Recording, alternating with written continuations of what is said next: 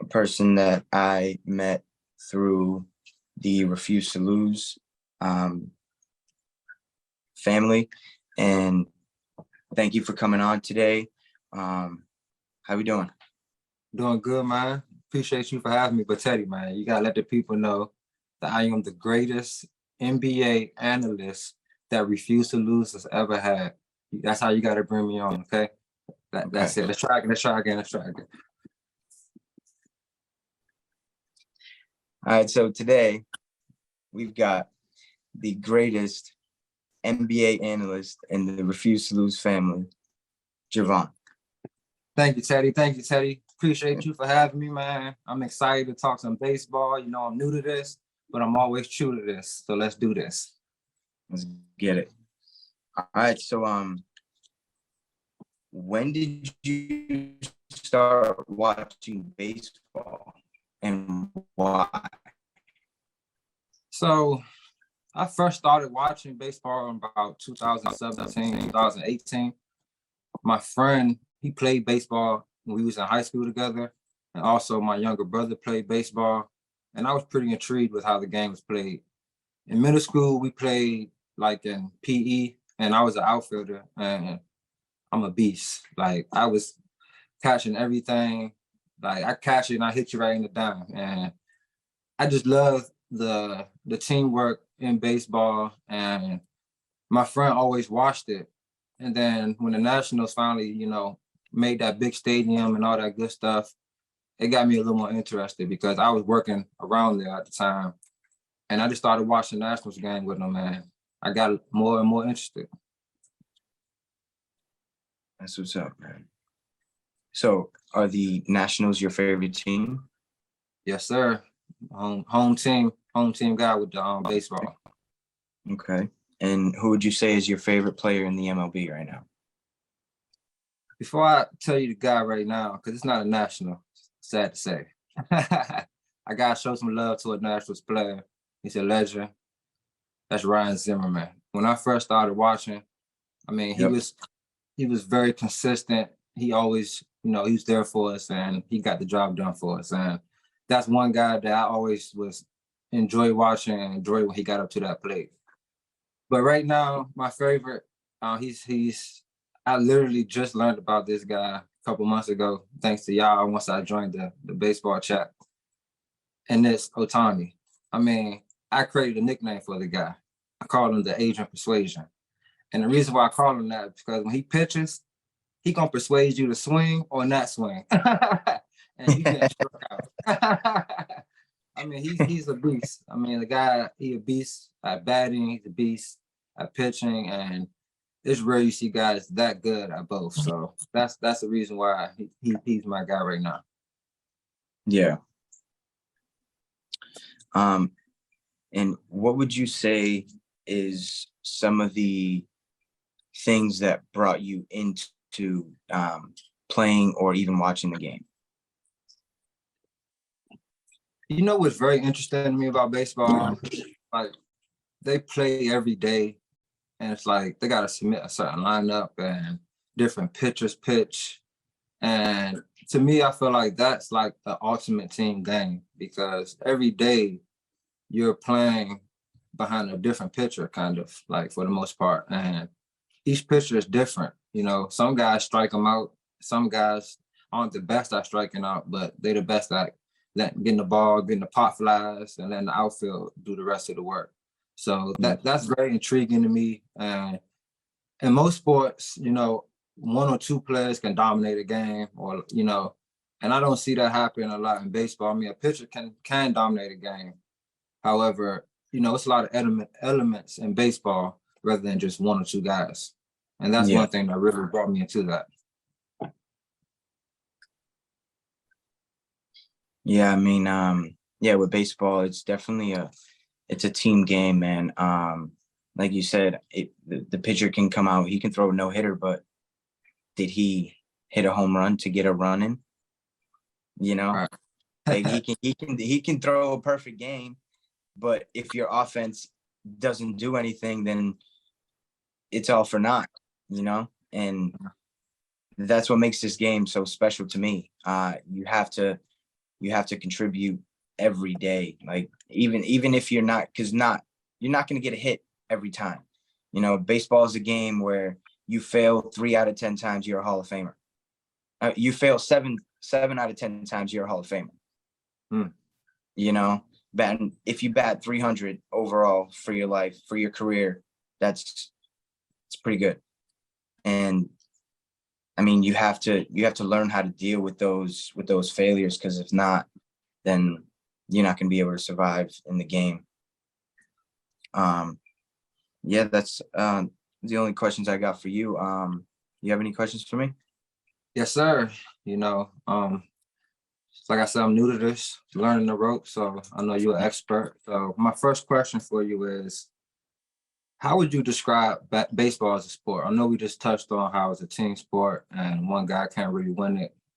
You know, some sports require a lot of athletic ability. I know in baseball, you do have to run and jump and catch and things of that nature, but there's not a lot of physical play, and it doesn't take as much athletic ability as some other sports. So how would you describe baseball as a sport in that way? Baseball is an art. It's one of the things that if you ask any baseball player, you say who has the most beautiful swing, 75 to 80% will tell you Ken Griffey Jr. And that swing, it was beautiful.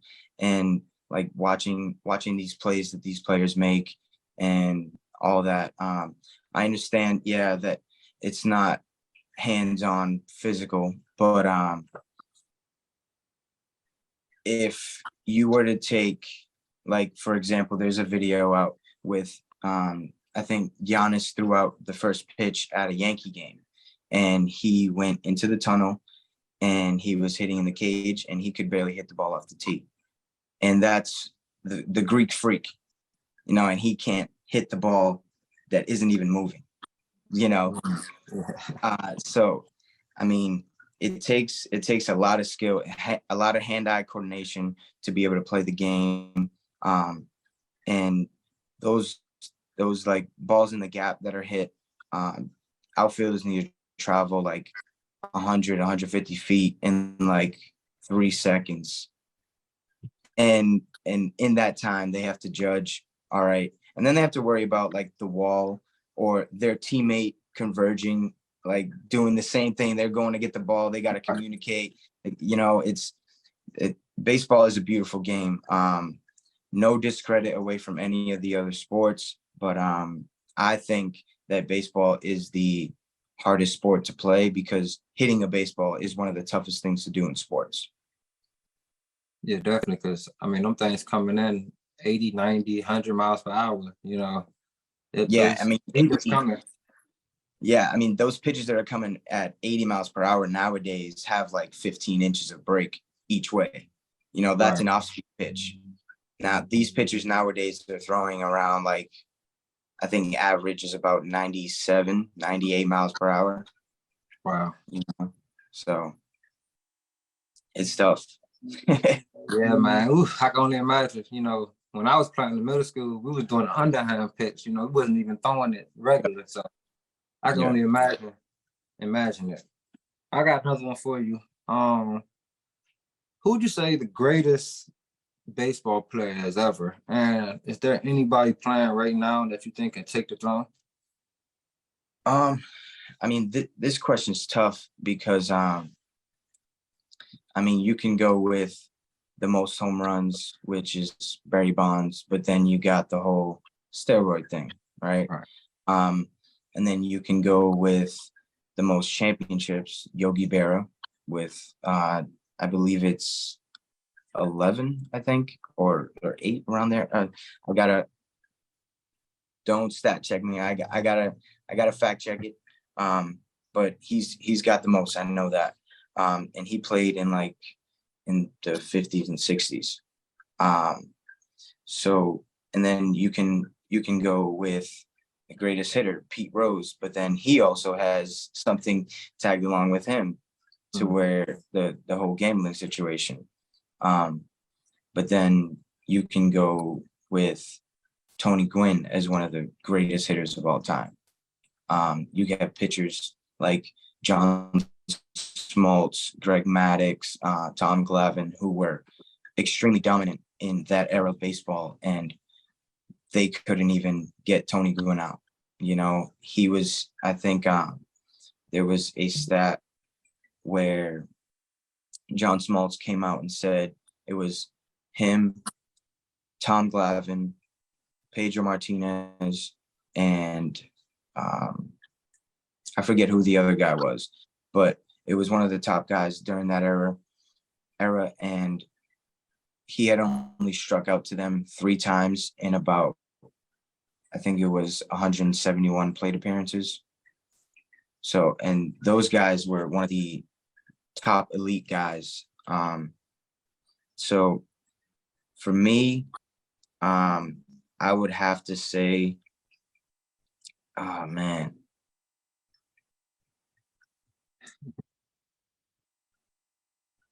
Damn, this is tough. I'll have to go with Barry Bonds. Because yeah, the steroids, and I've been one to clown my boy a couple times because his favorite player is Barry Bonds, and I've been saying that, but watching videos of him and like all the stats, dude, he was ridiculous. He's the only player that I know that goes up, bases loaded, and the manager decides to intentionally put him on first base so that he doesn't hit a home run. He didn't even pitch to him. Wow. Yeah. So that's, oh man, he was a great player, and he not only did it offensively, he ran the bases well. He has a couple Gold Gloves, so he was elite.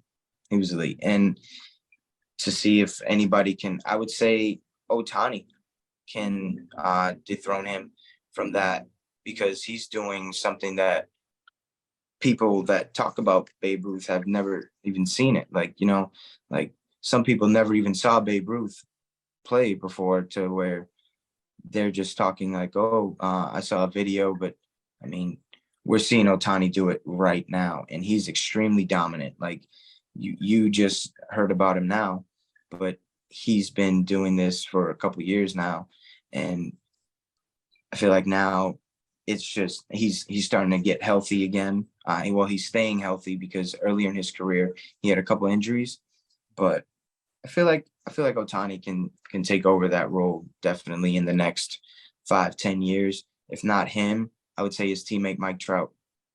Okay. Cool. It's nice they're on the same team, huh? Yeah. Right. Hopefully they can get into the postseason this year. Yeah. I know you guys said when I first joined the baseball chat, you guys were saying they let down a lot. You know, Oh they're yeah. supposed to do a lot, but they don't get it done. Kind of like the Cowboys. I'm gonna talk about that though.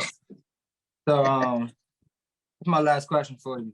You know, so you know how basketball was once big man, a point guard, get to 2 or 3, like, you know, now it's more positionless, open the floor, shooting threes. Football used to be ground and pound, you know, now it's more quarterback throw, you spread the floor, you spread down, fill it out. They don't even use running backs these days. Yeah. How would you say, you know, what would you say the winning formula is for baseball? Like, what kind of team do you need? Or like, you know, what are you preaching to your team in baseball for the winning formula in these days? I would say a winning formula is a team that, one, has each other's backs and that executes. Because the physical errors are going to happen. Like, people are gonna miss fly balls, miss ground balls, strike out, all that stuff. But it's here that really defines how your game is gonna be. It's all about just making sure that you're throwing your strikes, you're making the plays. There's not really every team has a couple power hitters that are the 3-4 hitters in the lineup. You got your speed guys at the top of the lineup. That's really regular for every team. Like that's really how you would want to build your team, and then you want a couple pitchers and also some relief pitchers just in case the starters get in trouble. But it's really all about execution and sticking to the game plan. If you, I mean, I'm a Patriots fan, and our quote over here is "Do your job," and that's basically it. Just do what you have to do, and most of the time you're going to be on the right side of things. Being a good teammate, just doing everything the right way, and usually the game gives you that back, you know. Okay. Yeah, I see when I watch now, I see they have a stat where they record the errors. Oh yeah. I know a lot of teams they lose because they beat themselves. So it's crazy how in baseball they actually record how much you mess up. Oh yeah. Yep. Yeah, because like even with fielding, like there's Gold Glove awards to where that's like the best position player gets the Gold Glove per position, but they go through like fielding percentage and stuff like that.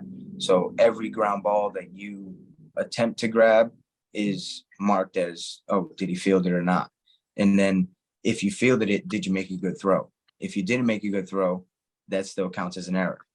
Wow. Like you can like make a diving play, and then if like based on the situation, like you can make a diving play and the first baseman, you throw it to the first baseman, he doesn't pick it. You throw it in the dirt, he doesn't pick it. It could be an error on you. Like even though you go out and make a diving play, Wow. if that runner is still a little slow. I mean, if the runner beats the ball to where if that first baseman would have made the play, he would have been out.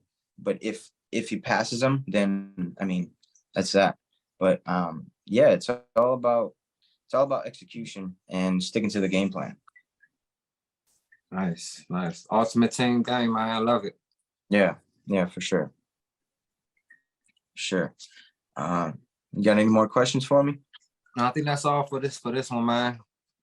That's what's up, man. You got any last words for us today? Yeah, I want to thank you, man, for having me. This baseball thing it's very exciting. It's different for me. I want to catch a couple of Nationals games. I got to catch when your Yankees get into town. See how they do. I know Ohtani coming soon. I saw the Angels on the schedule, so hopefully he's pitching one of the days they here. So thanks for having me, man. I'm learning a lot. I learned a lot in this couple minutes we were on today. Looking forward to being back on. Yes, sir. Appreciate you for coming on. And if you're not in the baseball chat, let us know in the comment section. We'll get you in the IG baseball chat, Instagram.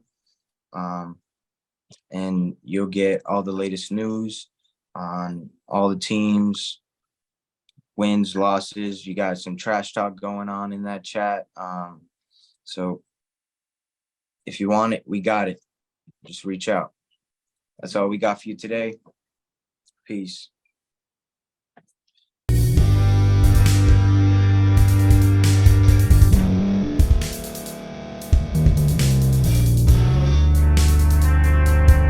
Thank you for staying to the end. If you're watching this on YouTube, please like this video, subscribe, and also hit that notification button so you can be notified next time we put out a video. If you're listening on any podcast platform, subscribe and hit that notification button, y'all, so you can be notified we put out another podcast audio.